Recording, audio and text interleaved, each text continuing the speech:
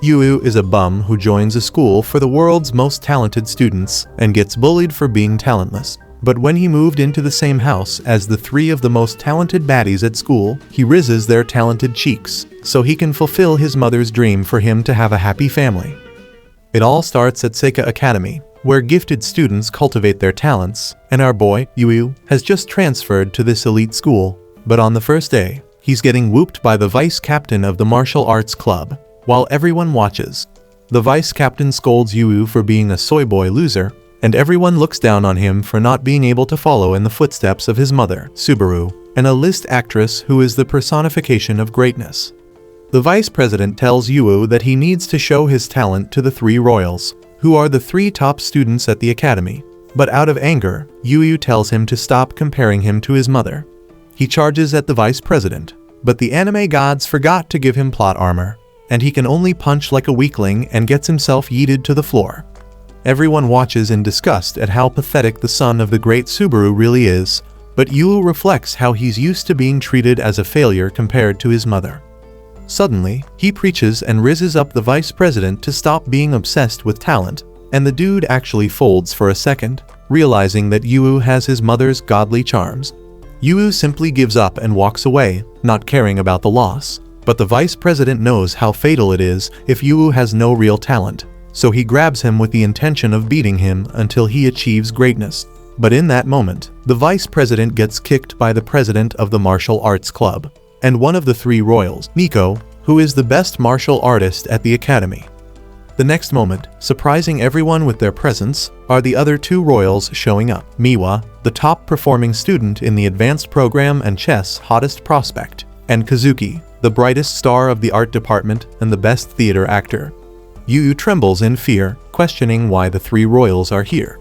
Kazuki approaches him, and when she finds out that he's an absolute scrub with zero talent, she bluntly informs Yu that he has no place in this school, which is filled with talented people. To their confusion, he shows them his accepted application to join the school's general education. But the girls have no clue what that is, as they are used to studying at the top and not the general. After seeing their unwelcoming reaction, Yu tries to walk away and go to his general class, but Nico stops him and tells him to clean up the dojo. Yu tries to reject her demand, telling these hoes that he ain't a slave, but Nico tells this bum that losers have to clean the dojo, and Yu half-heartedly follows her orders. Later, when the martial arts team enters the dojo, they are in shock at how clean the dojo is after Yu cleaned it. Meanwhile, Yu is on his way to his new home, and he reflects on how, for as long as he can remember, he has always wanted to get praised like his talented mother. He initially tried to train his acting skills, and was confident when he reached the acting levels of The Rock. But when he saw firsthand how his mother acted like Denzel, he realized then that, compared to her, he was a talentless scrub. However, he kept trying in different fields to showcase his talents, but every time he failed, he grew more distant from his own mother. But then, Subaru got horribly ill, and Yu just realized how distant he had been to her, who was the only family he had. But then, in the hospital, she started rewatching one of her film series, where she played a mother in a happy family over and over again. Yu told her how he liked that show, and his mother said that she loved it as well. She asked him what he loved about the series, and when he expressed his love for the scenes where the family had dinner, Subaru told him that she loved those scenes the best as well. It was then that Yu realized that, despite all the talent she had, what she truly wanted was to have a family like the one in that series. But before Yu could fulfill her greatest wish, she died, and left Yu a note, wishing for him to have his own happy family. While he doesn't know how to achieve it, Yu intends to get it and make up for everything he and his mother missed out on. He reaches the house he will be staying in, and to his joy, it's a massive, beautiful mansion. Suddenly, Nico pops up, attacking him while wearing her towels, calling him a creep and a burglar. Yu quickly says that he's not a burglar, and Nico demands an explanation from him. Suddenly, she slips and ends up on the floor in prime position for someone like Johnny Sins to pounce. Yeah, boy. Then, instead of helping her up, Yu mocks her using his aura, and when she tries to smack him, he throws a towel on her head and starts drying her. When she tries to fight back, he rizzes her to calm down, and she lets him dry his hair. Suddenly, the other two pop up after their long day. and they surround Yu, demanding an explanation. But Yu himself is confused about why the three royals are also here. In that moment, Yu's phone rings, and the owner of the house informs him that he will start living there as a favor he has for his late mother, and that he has 3 daughters living there. He hopes that Yu will get along with them, and that his talent can thrive, so his mother's legacy of greatness lives on. Yu realizes that the dream of having his own happy family is dead as the sisters don't welcome his presence in their home. They can't believe that their father took in a stray loser, and they refuse to take care of him. But Yu is still convinced there's hope that they can be a happy family together, and tries to win them over. He suddenly notices something on the floor, but Kazuki quickly picks it up before him. In that moment, he looks around and realizes that the house is a complete mess. He then sees that the sink is filled with dirty dishes, and the girls blame Kazuki for failing to do her chores, but she excuses herself, saying that she was too busy rehearsing theater. But Yu finds some broken plates hidden, and they realize that Kazuki did try to wash the dishes, but she was so horrible that she broke all of them, and Kazuki gets flustered. Then, Yuuki brings out the dirty laundry, and they reveal that Miwa was responsible for it, and she fails to do her chores as well. Out of frustration, Miwa tells Yu to take over her chore, but Yu has no issues with it. He then points out that Nico is responsible for house cleaning, which she failed in, but she has had enough of him mocking them for failing to do house chores. The 3 royals start barking back at him, pointing out his failures in school, but while they're yapping nonsense, Yu gets busy, and to their surprise, he manages to clean up everything, all the while they were mocking him. Nico remembers how he was the one who cleaned the dojo, and Yu uses his handsome face to riz them up. Oh my! And they all quickly regroup to avoid his charms. The next morning, Yu is excited that he has a day off, but suddenly, the house starts shaking, and he realizes that Nico is in the middle of her intense training in her dojo so early in the morning. He then finds Miwa already training to play shogi against Ai, and deep in frustration. And he finds Kazuki in the kitchen cooking up devious green juice like he's Walter White. He asks Kazuki what all of them are doing, and she informs him that they are doing their morning routine, stating that the same way he brushes his teeth in the morning, they all do their own routines. She then tells Yu that they will all head out and asks Yu to watch over the house. Wanting to build a happy family, Yu asks that they have breakfast together, and Kazuki coldly brushes him off, saying she wants to go to rehearsal. Yu then tries to get Miwa for breakfast, but to his surprise, she's already snacking on unhealthy foods while practicing shogi.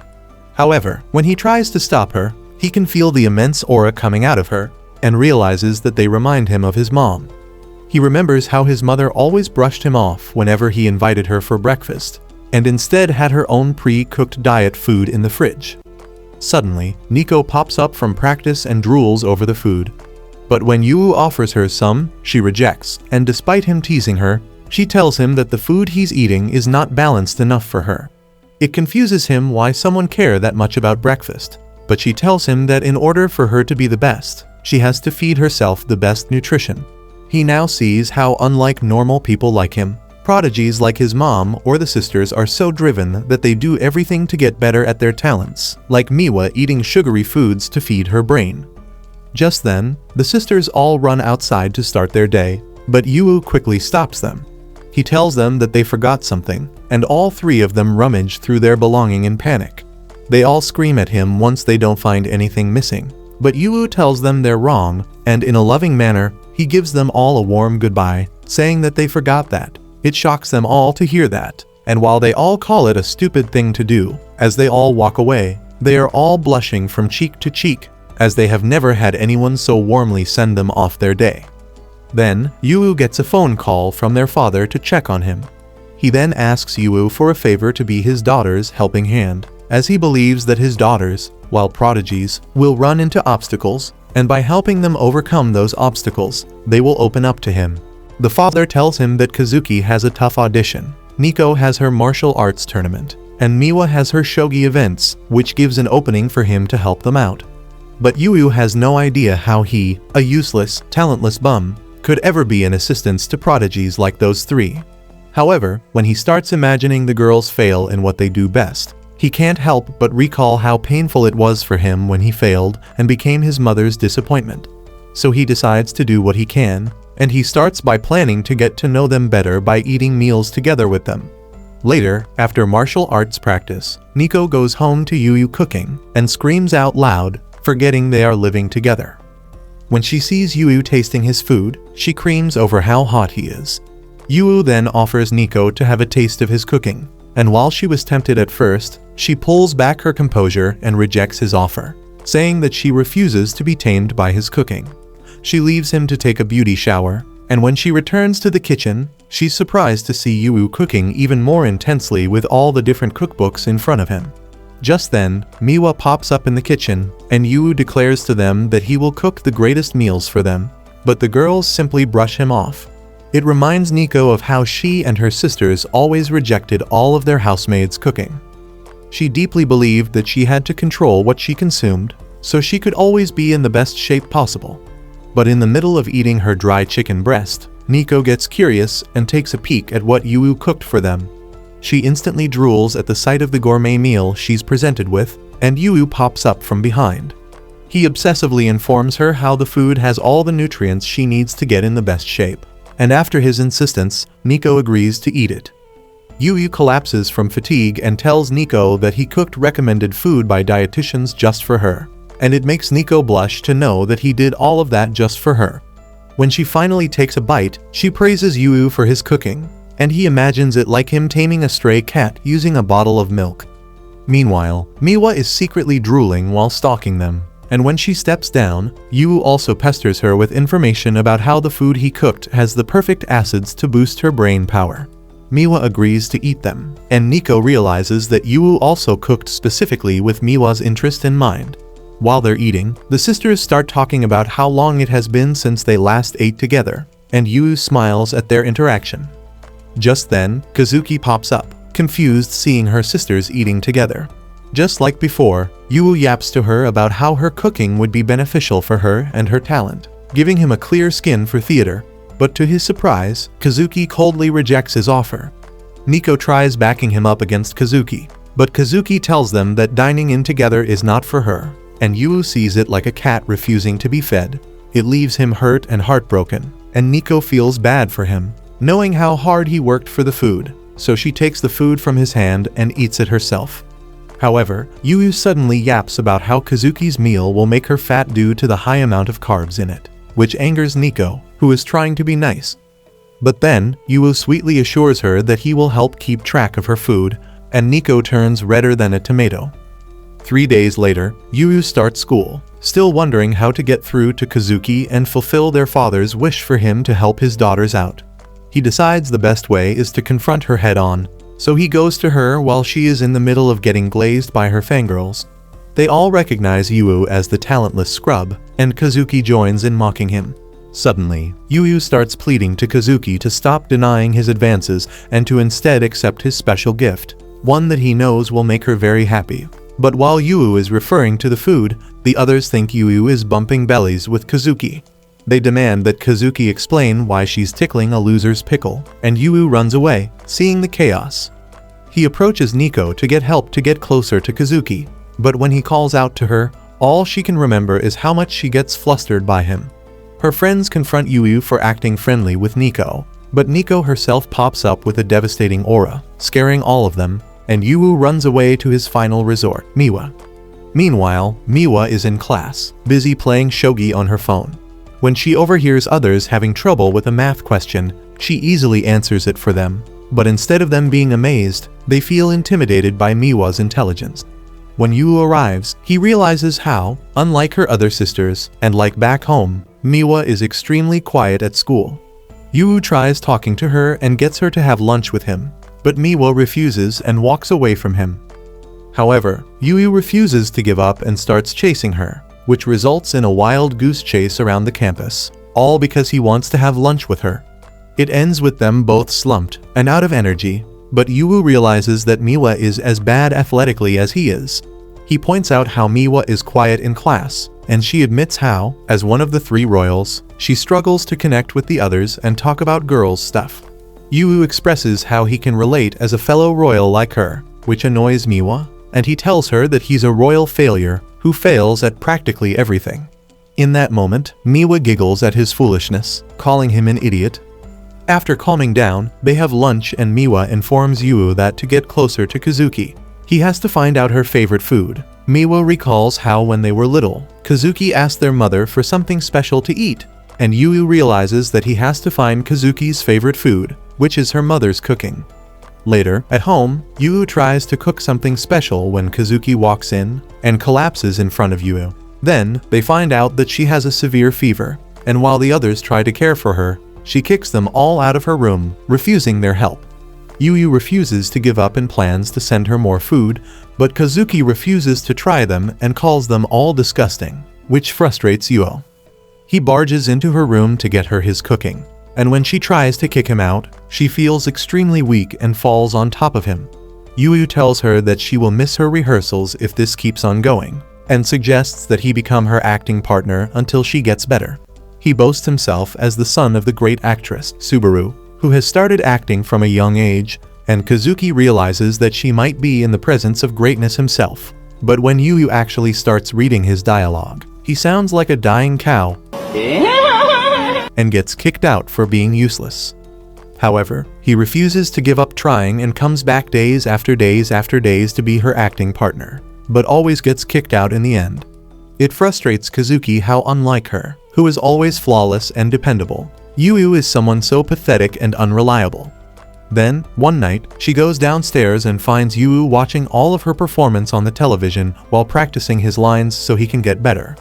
Kazuki feels touched by his effort, and even though Yu continues to be a trash actor, she acknowledges his hard work. The next day, Yu is back in her room, trying to be her acting partner, but after what Kazuki saw the night before, she doesn't kick him out and joins him in acting. It touches Yu, and to both of their surprise, Yu manages to deliver one line of dialogue brilliantly.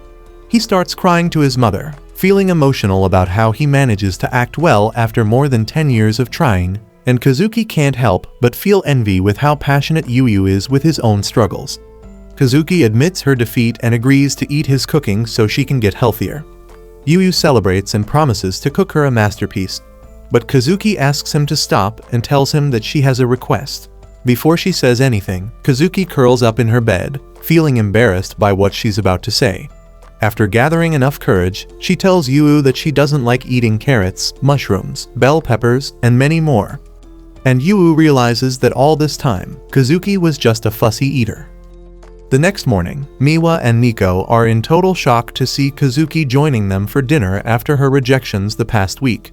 Yu compliments her for finishing her food, and Kazuki is happy to eat them as long as there are no carrots. But to her surprise, Yu whispers in her ear, saying that she blended the carrots in, causing her to start tweaking. It makes Yu extremely happy to finally be able to tame all 3 kittens through his cooking. But suddenly, they all tell him not to cook dinner for them. When asked why, they explain that they will all be eating out as they all have their own practice and activities. When they leave, it reminds Yu of how his mother used to do the same, not eating at home for a month, which caused their relationship to get strained. He realizes even more that, just like his mom, he 3 sisters are both gifted and obsessed, while he is only a talentless bum who is trash at everything. He recalls how their father asked him to be his daughter's helping hand, and how Yu's mother wished him to get himself a happy family. But he quickly realizes that he doesn't know what makes a happy family. Do me a favor, please. Get out of here. So he puts on his mother's TV series where she played a loving mother in a happy family, and can't help but smile seeing the warmth in front of him. Then, the family on the TV is preparing their wedding ceremony to show to their kids, but it makes Yu feel conflicted seeing his own mother in a wedding dress. Just then, the 3 sisters return home after their day of activities, and when Kazuki sees Yu in tears and what he is watching on the television, she assumes that he is missing his mother dearly. So she approaches Yu with kindness and tells him that he doesn't have to force himself to do the chores just to win them over. The other sisters agree and remind him that he's only a freeloader, but that offends Yu. He stands up and tells them that he refuses to be a freeloader, as with his mother. He always thought that with the talent difference between them, he and his own mother could never bond together. But then he realized that they're quite similar to each other in a lot of ways. But before they got to rebuild their relationship, Subaru died, and Yu doesn't want that to happen between him and the sisters. He declares that he wants to make a happy family with the sisters, and they are all in shock to hear that. Nico thinks his idea is absurd and asks what his plan is to make a happy family with them. Just then, on the television, it shows a wedding scene between Subaru and her TV husband, and the girls quickly realize that Yu can achieve a happy family by marrying them. The girls start fantasizing about themselves in wedding dresses, but that annoys all the girls, and they tell Yu that he will never clap their cheeks as a loving husband. Later, in the bath, Nico thinks about Yu and how he's so strong that he's able to keep his slim gym in check while living with 3 hot girls. Suddenly, he screams, and when Nico checks on him, she finds out that he's crying over a trivial thing and scolds him for ruining her bath time. He scolds her back for only wearing her towel, not wanting her to get cold, but she gets flustered and runs back to the bathroom. Suddenly, she runs into Miwa, and she notices how red Nico's face is, which is weird to her, and while Nico tries to hide the truth, Miwa suspects it involves Yu. Just then, Yu hands Miwa her laundry, but when Miwa reaches out, their hands touch, and Miwa gets startled, causing the laundry to fall. Nico points out how Miwa is blushing and asks whether she's crushing on Yu, but she rejects that accusation, and it starts an argument between them, both refusing that they have feelings for Yu. Just then, Kazuki pops up and mocks the sisters for fighting over some limp willy loser like Yu. Then, being a midget, Yu asks Kazuki to help him put a pan on the top shelf, and she happily helps him out. After doing it, Yu thanks her with a smile on her face, and while Kazuki acts cool, she blushes hard, and the other sisters notice it. It starts another argument between all 3 of them, but Yu jumps in, scolding them for fighting, while not knowing the reason they fight, and it annoys all 3 of them. When the sisters leave, Yu notices that the whole place is dirty again, which annoys him, but when he thinks about how they ate at the same table, he's happy and proud of how far he has come. Suddenly, to his surprise, he stumbles upon a picture of the girls from years ago, and he can't believe how cute and precious they look. He then quickly realizes that one of the sisters owns it, but when he asks them, none of them admit that the picture is theirs. However, he realizes that the real owner of the picture is lying, refusing to admit that she wants her sisters to go back to the way things were, and has the same goal as him of wanting a happy family. The next day, before he gets to find out, the sisters inform him before school that they will all be leaving to go to competitions for the weekend, leaving Yu without answers. However, when he checks the locations where the girls are heading, he gets an idea to do something to get them closer. That night, Yu makes the girls some warm milk before bed, and informs them that he has booked them hotel rooms for the weekend. Miwa protests how much she hates hotel food, and Yu rizzes her up, teasing her for missing his cooking. And while she gets flustered, the others deep down admit that they will miss it.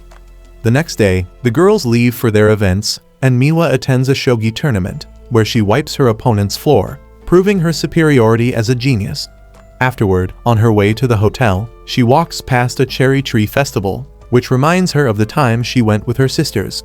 Then, when she gets to the hotel, to her shock, Kazuki is also there, checking into her room.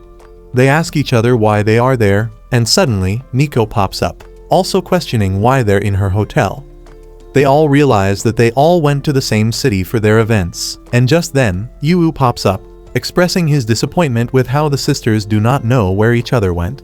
Then, Yu reveals that they will be staying in the same room, and when they ask him why, he expresses how it's a good chance for them to bond on their time off, like actual sisters, by sharing a room.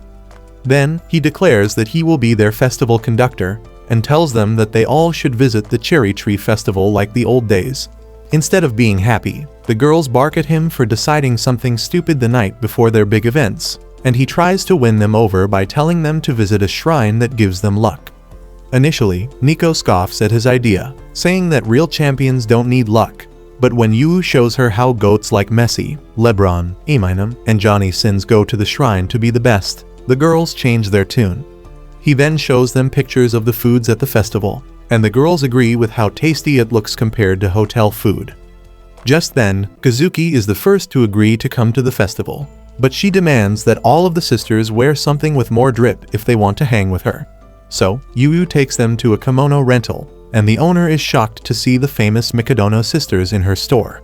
She quickly gets to work and puts the sisters in the best kimonos they have, making them look like true Japanese beauties. But Yu notices that Nico is on the sidelines, refusing to wear them. He tries to convince her to pick one out of the 100 pretty kimonos, but she refuses. Just then, the owner brings her a blue kimono, saying that it will enhance her tomboy aesthetic, but it reminds Nico of how, in the past, she wanted to wear girly stuff, but was forced to look more tomboy.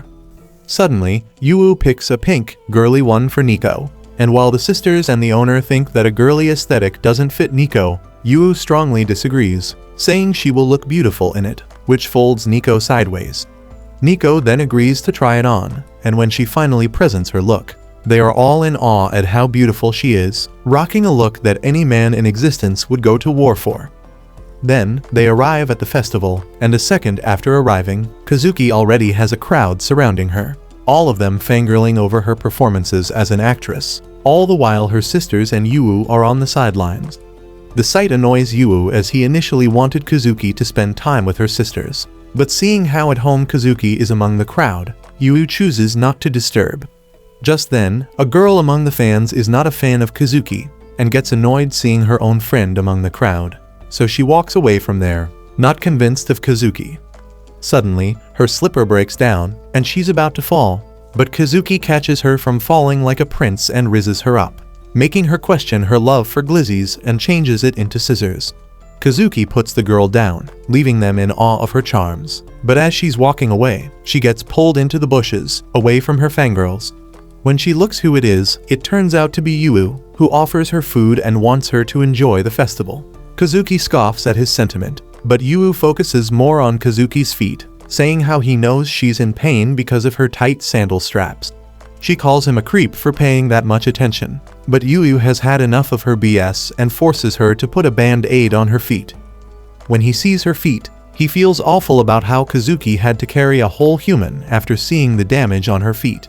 He scolds her for not asking for anyone's help, but Kazuki tells Yu that she has to be everyone's prince, and being a prince means not being a wimp who needs help.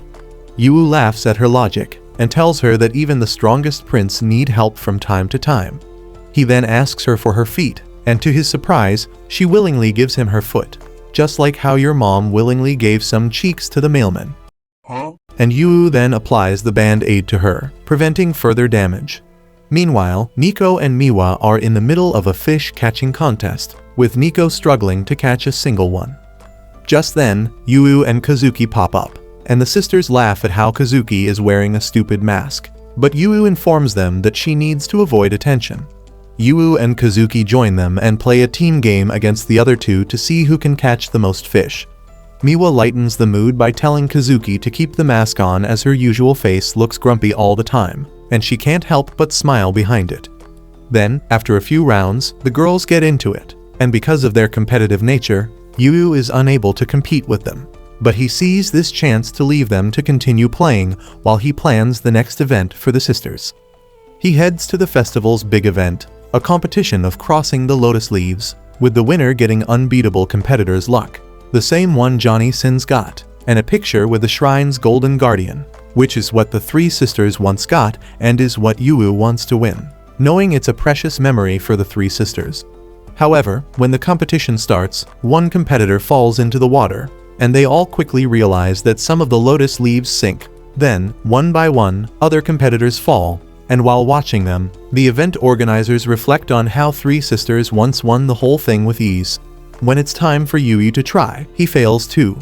But unlike the other chumps who give up early, Yu refuses to give up and keeps trying to the point that other people are worried. An hour later, it starts raining heavily, and Yu is still there, falling over and over again, but still refuses to stop. The organizers even offer him the win by forfeit, but he refuses to take a petty victory. He imagines how the sisters won it before by working together and using their advantages to get to the end. And with faith and determination, Yu runs once more. But this time, the anime gods are with him, and he manages to get across the pond to reach his victory. Wow! Incredible! The organizers congratulate him for the win and tell him to take the picture, but Yu asks them to wait while he goes to fetch the sisters first. But to his agony, he finds out that the festival closed early due to the rain, and nobody is there but him.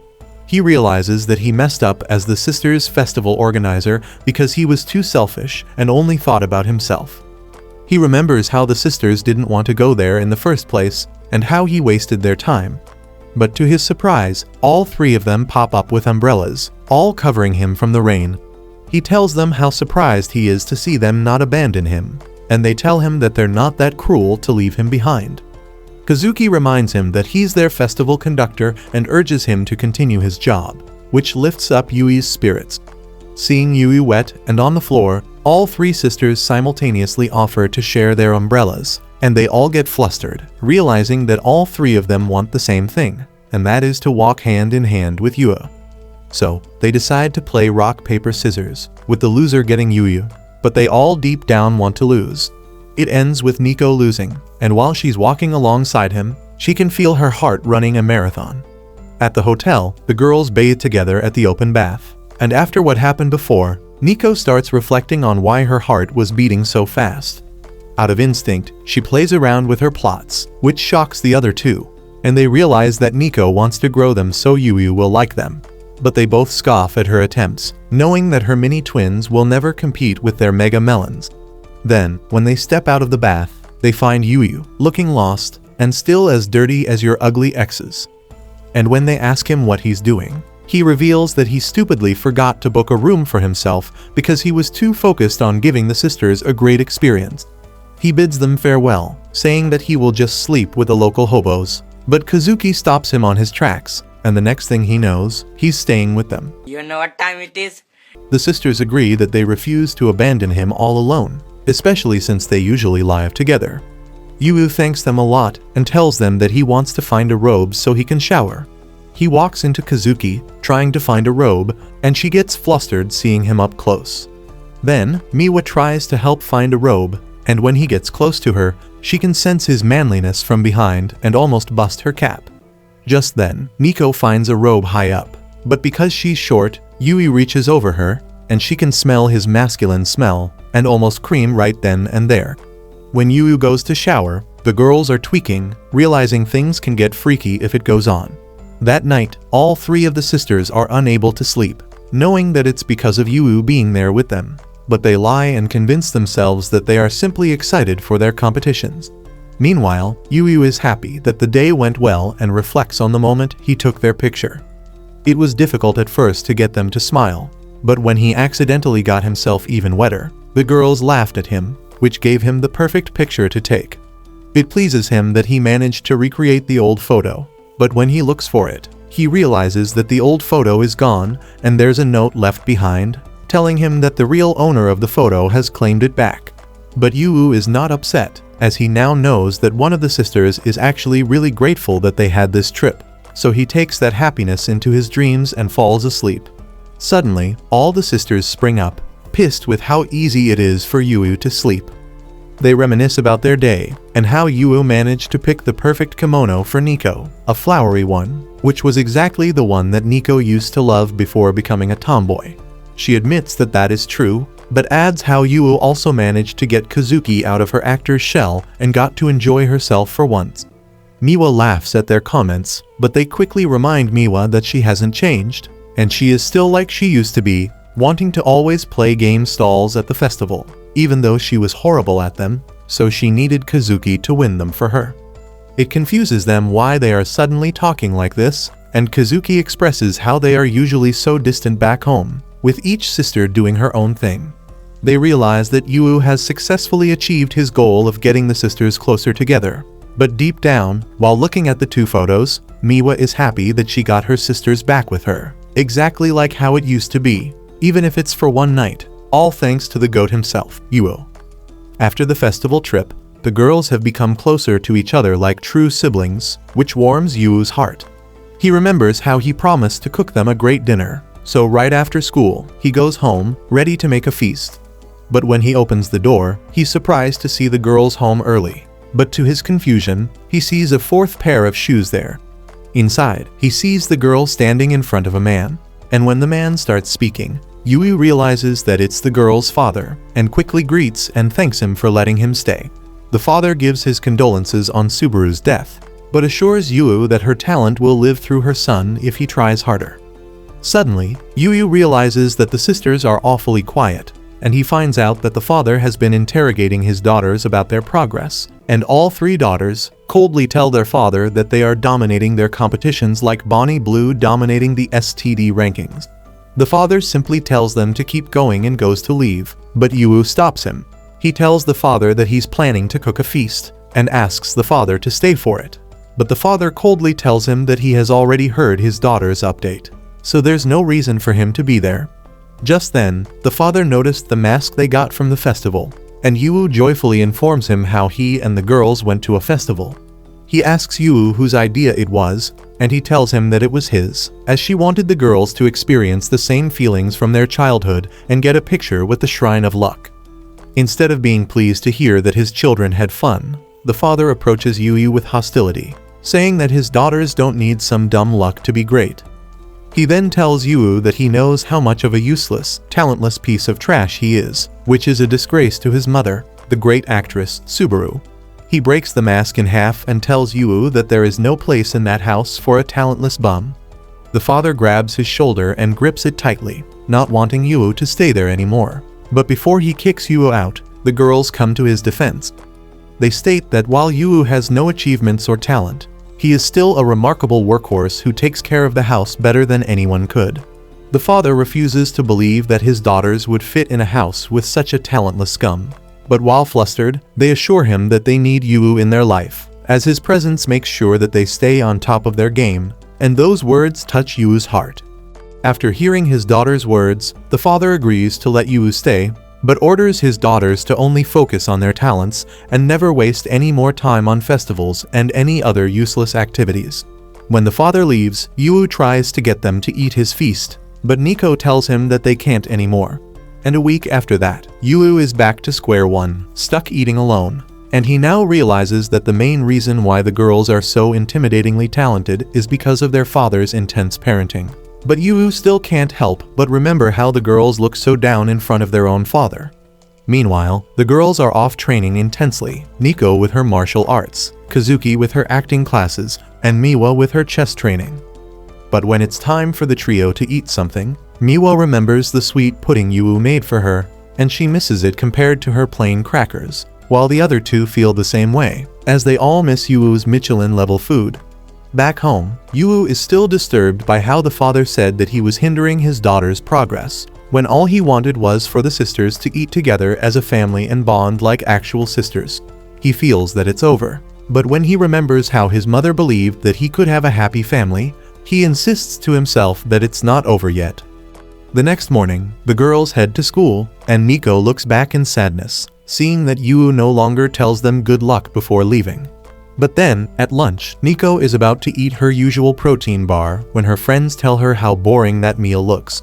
Nico tells her that all that matters is the protein, but when she reaches into her bag, she finds a lunchbox filled with homemade food that looks so good that her friends are jealous of her. Elsewhere, the same goes for the other sisters, and they also find a beautifully crafted homemade lunch, and they all know that Yu did this. Staring at the food, Nico feels that her heart is full, knowing that Yu still cares, all the while Yu is sleeping in class after preparing that food at 4 in the morning. Back home, Yu is pleased to see that the girls finished their lunch, and they sit him down for a discussion. They tell him that they are willing to fight for him to stay, as long as he supports their everyday life and ensures they stay at the top of their game, and Yu smiles with extreme joy, realizing the girls have accepted him. Yes! Yes! Yes! Yes! The next morning, Yu hands the girls their lunches for the day, and when he wishes them all a good day, the girls leave the house, feeling warm and fuzzy inside. At her rehearsal, Kazuki tries out a female wig, feeling nervous at her first ever role playing a girl. Meanwhile, Nico is in the middle of training when her old upperclassman and mentor calls her, telling her that he will watch her tournament, expecting her to win. And elsewhere, Miwa is in the middle of a shogi game against a grandmaster, who's hoping that Miwa will take the next step and win the shogi title. All three girls head home with their heads down, feeling the pressure of their respective talents, remembering how everyone looks up to them. But when they get home, they are greeted by Yu, who's in the middle of making homemade udon for dinner, and when he slips, the girls laugh and forget about their pressure for a moment. Then, Yu serves them his first attempt at making udon, but after taking the first bite, The girls agree that the food tastes incredibly average. However, unlike what their father taught them, they realize and appreciate how something average can be so good. After dinner, Yu is in the middle of washing dishes when Kazuki pops up, wanting to help out. Yu looks at her with disgust, but Kazuki tells him that she wants to work on her feminine side, and Yu tells him that washing dishes has no gender.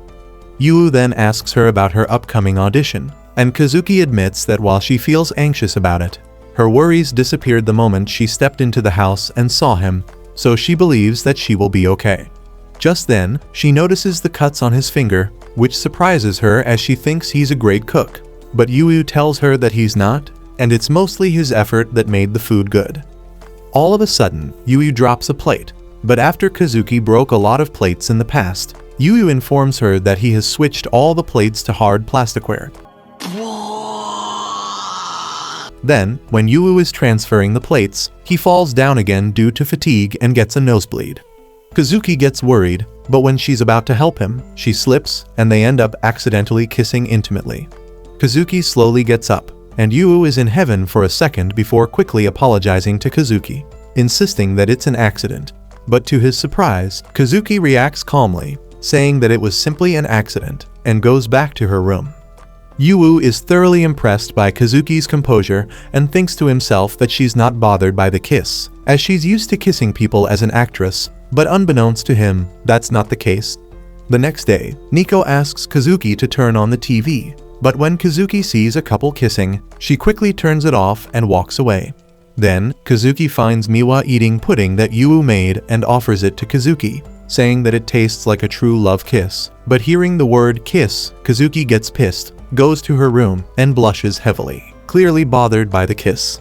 Suddenly, Yu pops in, and she screams at him to knock first. Yu apologizes and asks to talk about their kiss.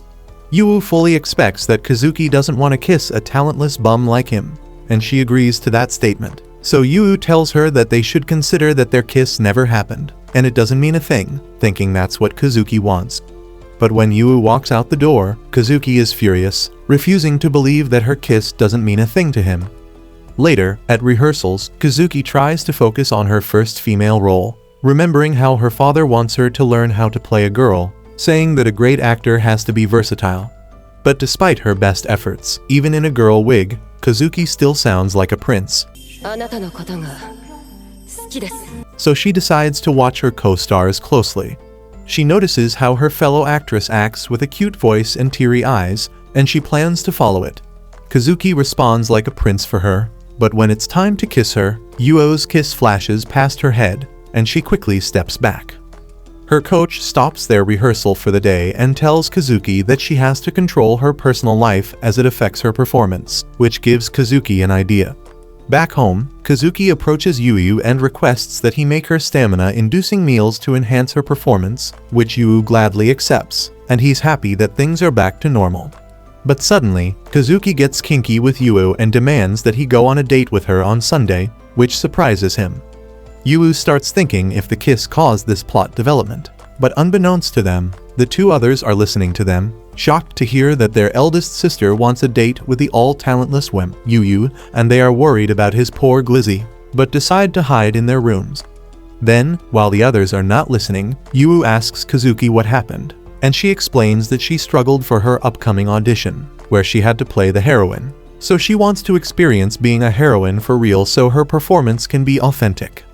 Yu supports her intention, even amazed by her determination to be great, and Kazuki warns him to keep it hidden from the others. She warns him not to get the wrong idea, but Yu believes that to get the best out of her, she has to experience a real date. So Yu rizzes her up, saying that he got something special for her date with him, which makes her blush. The next morning, out of curiosity, Nico confronts Yu and asks if he's going anywhere on Sunday. When he tells her that he won't be doing anything special, Nico is in shock and is annoyed that Yu just lied to her, while imagining how he's clapping Kazuki behind her back. Meanwhile, Miwa recalls how she overhears about Yu's plan to make it a special date, and also imagines some freaky things in her head. That spoils the mood during dinner, which Yu notices. And when Kazuki telepathically talks to Yu about the date, that angers the two even more, which makes Yu worried that it might be their monthly time to bleed. On Sunday, Yu is happily waiting for Kazuki, not knowing that Nico and Miwa are watching him, wearing disguises that they both picked for each other. But while they aim to make themselves look weird, they look cute instead. Then, when Kazuki shows up, everyone turns heads seeing her in her feminine form. And while Yu is in awe at how pretty she is, the sisters are pissed seeing her rizzing up Yu. Kazuki urges him to start the date, and she does so by acting like a movie heroine, which pleases Yu, who now feels more like a man. They go to the aquarium while the others follow, and the duo is still in disbelief, seeing what Kazuki is wearing. But at the entrance, out of habit, Kazuki guides Yu down the stairs, and Yu has to remind her that she has to act like the princess and not the prince, so they switch places. When the show starts, Kazuki is trying too hard to look cute, and Yu assures her that it's best if she enjoys herself to get a genuine reaction out of her. Suddenly, the dolphins splash water at them, but out of habit, Kazuki saves Yu from getting wet like she's the one packing in the relationship, and it gets other people's praises around them, including the duo, who are pissed seeing Kazuki on top of Yu. As the date continues, they continue to struggle to change Kazuki's dynamic to turn into the heroine of the relationship, and the duo are relieved, thinking that the date is going horribly. Later, Yu leaves to go to the toilet, leaving Kazuki worried about her performance and anxious about disappointing Yu, who was excited for this date. Just then, a simp pops up, ogling over her bombshell physique, and offers her to join his couch agency, promising a scene for her involving Johnny Sins and Mia Khalifa. Kazuki tries to reject, but the guy keeps insisting, and in that moment, Yu shows up to save her, more Chad than ever, and tells this dude to scram from their date. However, the guy still insists that Kazuki can make a living as a performer, but Yu has had enough of this BS. With a loud and strong determination, he tells the guy that he can't have Kazuki as Yu is planning to marry her and have her beautiful babies. Whoa, calm down, Jamal. Which gets the talent scout to give up. But after what he just declared, everyone is in awe at how romantic he is. And while Yu wants Kazuki to forget what he just said, the love-craving woman inside Kazuki could never forget it, deeply acknowledging that Yu had just completely won her over. Yu then swiftly grabs her hand to take her somewhere, but notices how warm she feels, and she willingly follows him, leaving the duo confused on what kind of godly riz they just witnessed. They head to the cinema, and on their way there, both of them refuse to let go. Just then, some onlookers comment how Yu looks like Kazuki's little brother. Oh my god, bro. Oh, hell no, man. And wanting to ensure it looks like a date, Yu grabs her hand tighter, which makes her squeal a little. However, she realizes it's making her more girly, so she squeezes his hand even tighter, making Yu respond by squeezing her even more, all the while the duo watches in disbelief. Then, they reach the cinema and Yu presents her a romance film for them to watch. But Kazuki recognizes the main actress of the film as her senior, one who, just like her, dreamed of being a great actress. But when they watch the film, Kazuki notices how her former senior acts very similarly to her old self, who used to play male villains, and she can't see her as the main heroine in this film. After the movie is finished, they walk out, and Kazuki overhears people around her talk about how horrible her senior is as the main heroine of the film, saying that she's not cute, and that makes Kazuki anxious, recalling how her father ordered her to never fail. Meanwhile, Yu realizes he messed up by taking Kazuki to that film, seeing that this film only makes Kazuki feel more self-conscious about her own acting. They leave the cinema, and Yu reveals their last stop, a Ferris wheel, which, to Kazuki and the two stalking sisters, is a very cliché way to end a date. But suddenly, fellow visitors talk about how the Ferris wheel has a curse that says that if a guy asks their date out, it's a guarantee that they will become a couple, which sends shockwaves to the three sisters, who realize what Yu, who wants a perfect date, is about to do. Kazuki tries to make an excuse, but Yu pulls her with him onto the Ferris wheel. On it, Kazuki can't stop her blushing, thinking of what Yu is willing to do to ensure she succeeds. She starts recalling how she started her successful career as a model due to her height, and continued as a stage actor who played male characters and got herself a lot of traction. But before she realized it, success became something she always had to achieve, and failure was not something that was allowed in her life. And with her father's words stuck in her head, she feels fear to act as a female character, knowing she can't fail at any cost, even if the odds are against her. However, she realizes that after today, she can't play a heroine, and thinks that she should step back from the role to avoid failure before it even happens. Suddenly, in the middle of her thoughts, she sees Yu tweaking and trembling all over the place, and she realizes that he's afraid of heights.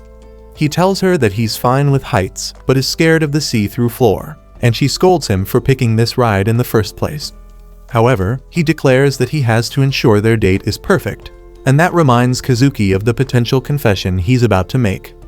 Yu stands up straight, scaring Kazuki, but as he's about to make the confession, he fails during it and makes himself look foolish. She tells him to sit down, but his failure eases her mind, seeing how, despite all the failures he makes, Yu is always willing to try, which makes her jealous, as she wants to feel the same freedom. Yu tells her that it's because he was a failure all his life, and says that there is value in failing. He sits beside her, and to her surprise, shows him pictures of her from their date, and all of them a result of when she failed to play a heroine.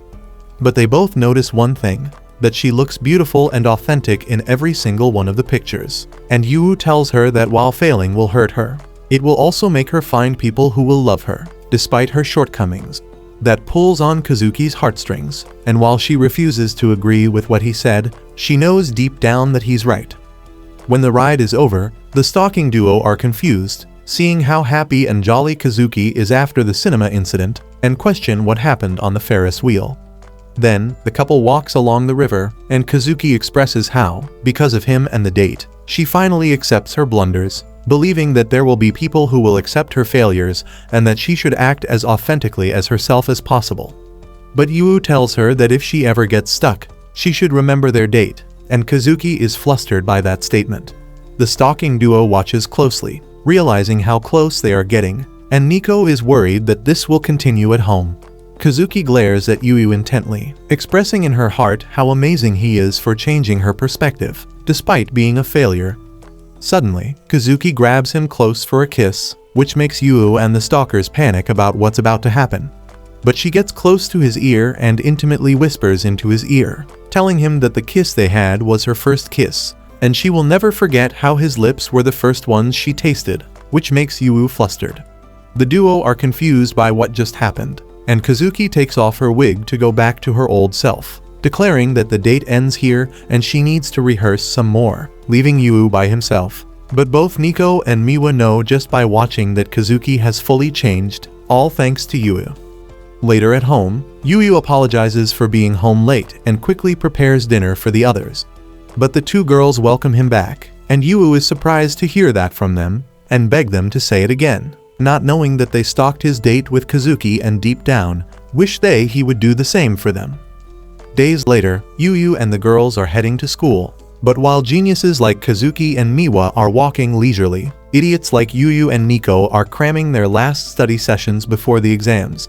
Kazuki teases them for being stupid, but when she sees how Yu gets close and trades notes with Nico, both she and Miwa get jealous, wishing they were also idiots.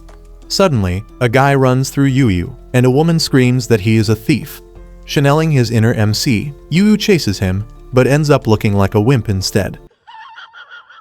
But Nico jumps in and attacks, but she's surprised that the thief is also a martial artist, which is a challenge to her. Yu feels worried that she might get hurt, but Kazuki assures him that Nico is the female Bruce Lee, and she knocks down the thief before retrieving the woman's bag from him. People around cheer for Nico's awesomeness, but when she sees that the woman gets cared for by the dudes, she feels a tinge of jealousy and hides her wound. But Yu notices it, and despite Nico's refusal to get treated, Yu shows her how caring he is and tends to her, which makes her blush. Suddenly, the thief gets up and runs away again, but he faces a group of dudes from a different school, and their handsome leader, Tatsumi, knocks out the thief in an instant. All the pedestrians watching recognize him as a national champion and a martial arts prodigy, but the sisters recognize him as an old friend. When Nico locks eyes with this handsome hunk, she calls him by his first name, which surprises Yu, and Tatsumi tells Nico that he is here to get her. Later, Tatsumi and his team visit Nico's dojo to train with them for a week, but Nico's crew is confused about why Yu is there with them. After seeing how he saw Tatsumi rizzed up Nico, he refuses to not be present. The vice captain tells Yu that Nico and Tatsumi go way back to their first dojo, but he believes that Tatsumi is bad news for them, as unlike their ugly faces, girls surround Tatsumi's handsome mug, which makes them jealous. Just then, Nico challenges Tatsumi to a spar like old times, and while Tatsumi doesn't want to hurt a girl, Nico insists, as she wants to show him her power. Yu and Nico's crew cheer her on, but Tatsumu defeats Nico with ease, surprising everyone with how strong he is. Nico is then about to ask for a rematch when Yu stops her. He scolds Tatsumi for not going easy on Nico, and while Tatsumi agrees with what he said, he's confused about who this twerp is. After calming down, Nico asks Yu to treat Tatsumi nicely, as he is Nico's hero. He tells Yu how, when she first joined her first martial arts dojo, she mowed through different boys like Prime John Wick, but because of it, they got jealous and cornered him. That's when Tatsumi beat them up to save her, and it was then that Nico grew fond of him. In that moment, Tatsumi approaches and compliments Nico for her skills, but to Yu's surprise, he wants to take Nico with him.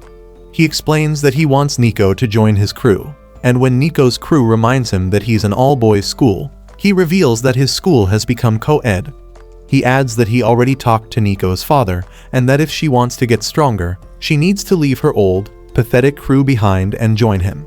Nico's team gets offended by what he said, but Tatsumi points out the obvious that none of them are on her level, which made it difficult for Nico to grow, and hearing that, they fall silent. Nico tries defending her crew, but they realize how Nico has always been carrying them, and, while heavy-hearted, admit that they are weak bums and that Nico should join Tatsumi's crew. After school is over, Nico walks home with Yu, who wants to know how Nico feels about getting recruited to Tatsumi's school. Nico tells Yu that the school Tatsumi goes to is perfect for a martial artist like her, as they have chefs who'll control their diet and rooms perfect for athletes. Yu is amazed by what he's hearing, but deep down, Nico acknowledges how, unlike the old her, she feels conflicted about leaving her sisters and leaving Yu behind. In that moment, Nico feels a tinge of fragility and asks to speak honestly to Yu.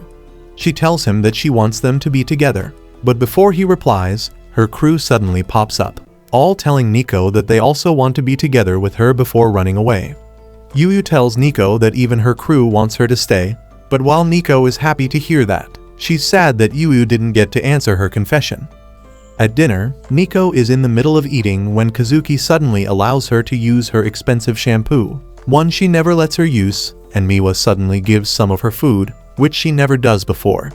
It confuses Nico why they are both suddenly so nice, and Yu tells her that after the whole school finds out that she's being recruited by Tatsumi, both Kazuki and Miwa treat her nicely so she won't leave them. Nico feels pleased to know that her sisters want to be together, but when she thinks about Yu, she realizes she doesn't know what he thinks about her leaving. The next day, in the dojo, in the middle of training, Nico approaches Tatsumi and declares to him that she will not be joining his school. While her crew is overjoyed by this news, Tatsumi is furious, demanding that Nico leave these pathetic scrubs and be great together with him. But Nico believes that she can be great through a different path, and Tatsumi is livid, demanding to know what changed Nico into this soft loser. Her sisters and Yu pop to her mind, causing her to blush, but before she answers, Tatsumi taunts her for not prioritizing her talent and opting to be a normal, boring girl. Those words hurt Nico, and suddenly, from a locker, Yu pops up, refusing to let his girl get intimidated like that.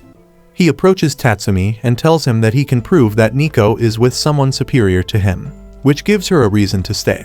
With his big willy energy, Yu challenges Tatsumi to a duel, with the winner proving themselves as the strongest and getting to keep Nico at their school. Yu declares that he also wants to be with Nico and is willing to do anything to win. Nico blushes hearing that, and while the others are touched, they quickly realize how screwed Yu is going against a bigger and stronger Tatsumi in a fight.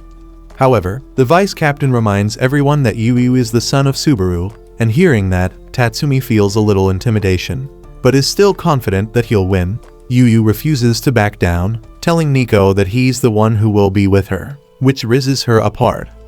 Back home, Yu trains with Nico, who has high hopes for Yu, as her future is on his shoulders. She orders him to first learn stepping, and instead of boxing steps, he starts dancing, but she lets it slide. Nico then explains that Tatsumi's greatest weapon is his kicks, so Yu needs to get close. But suddenly, he blitzes to her and gets himself punched out of shock. They take a break, and while wounded, Yu assures Nico that while he is leagues below Tatsumi, he refuses to go down without a fight, as what's important to him is that Nico is together with him. Nico blushes at his statement, but Yu ruins it by including her sisters in the mix. He then adds that he has grown to like sending them off every morning, and he now wants Nico to tell him everything. He gets forceful and pushes her into the wall, demanding she express her feelings, and not being able to hold her feelings. She tells Yu that she has also grown to like being sent off by him, which makes Yu happy. She adds that she wants to stay for her sisters as well, and in that moment, they both pop up and are caught eavesdropping. They both tell Yu that they will help him train to ensure his victory.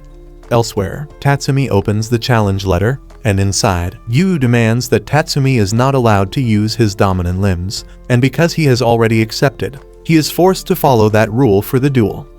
Thank you for watching today's recap video. If you enjoy this recap, comment down below Duel of Fate and hit the like button for part 8.